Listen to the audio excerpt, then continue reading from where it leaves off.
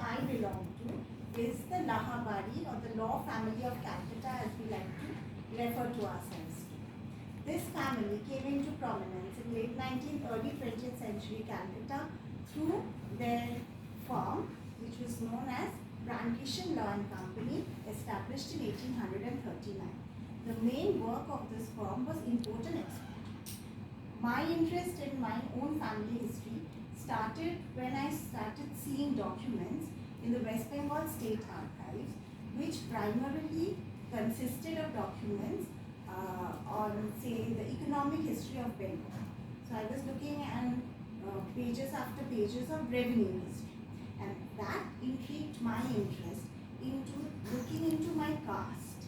Now, what is unique about my caste is we all believe that there are just 16 families which claim to be Subarnabonics. Now, where did these Subarnabonics come from? So, the story goes that Shonokarti used to live in a place called Ramgarh, Ayodhya. He was part of the Vaishya clan.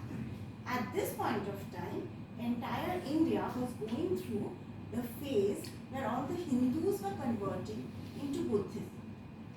So, Shonokarti thought with 16 other family members, 16 different families, that we do not want to convert ourselves into Buddhism.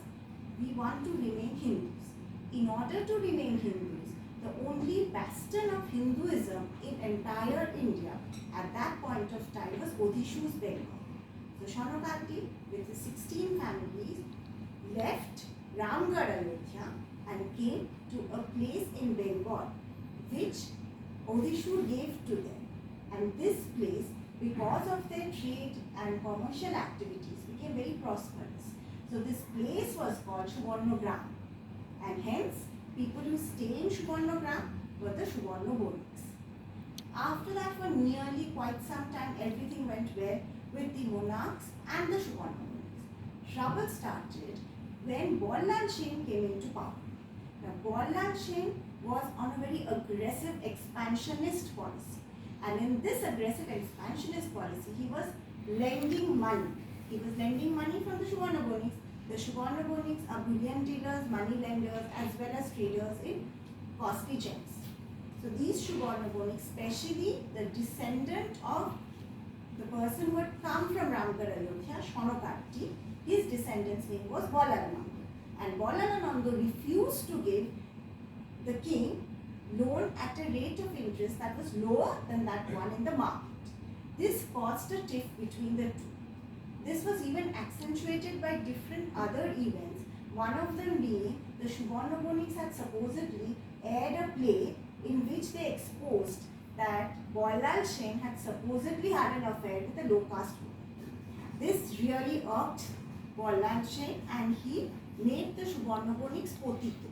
Potito means that you become lower in the hierarchy of the caste. Along with that, they became Ojan. Ojan means that the Brahmanas will not receive water from the hand of any Subarnabonic. But the Subarnabonics, true to their dictum of Banijya Bashati Lokhi, and nothing came in front of commerce, they decided that no problem, what we will do is we will shift from the entire kingdom of Balal Sen and migrate in different directions. So we have the Subarnabonics migrating to Kotok. They were known as Kotoki. The ones who went to Dhaka were known as Dhakai. The ones who went to Shaptogram were known as Shaptogrami, and the people who stayed inland were the Rari Subarnabonics. And at this point of time, I must mention that Bengal does not follow the caste system of rest of India.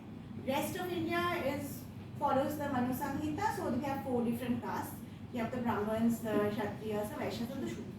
But in Bengal, we specifically follow the Brihatdharma Upapuran.